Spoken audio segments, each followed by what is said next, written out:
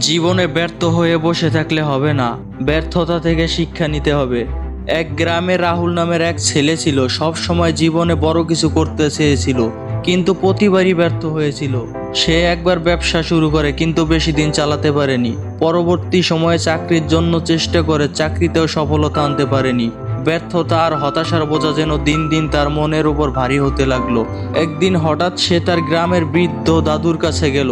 দাদু গ্রামের একজন বিখ্যাত কৃষক। রাহুল দাদুর কাছে তার সব হতাশার কথা জানালেন। দাদু তাকে নিয়ে গেলেন তাদের গ্রামের পাশে, যেখানে কিছু ফল গাছ লাগানো ছিল।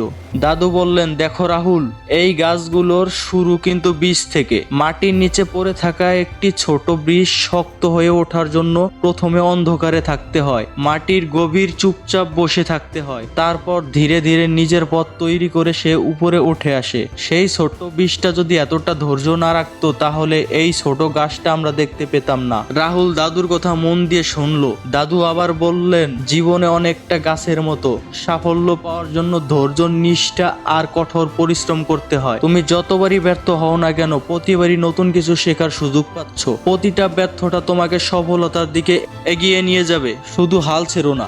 রাহুল দাদুর কথা শুনে নতুন ভাবে অনুপ্রাণিত হলো। সে আবার নিজের লক্ষ্যে স্থির করলো। এবার সে পরিশ্রম করবে, থেমে যাওয়ার জন্য নয়, বরং এগিয়ে যাওয়ার জন্য। ধীরে ধীরে সে আবার চেষ্টা শুরু করলো এবং অবশেষে সাফল্যের মুখ দেখতে পেল।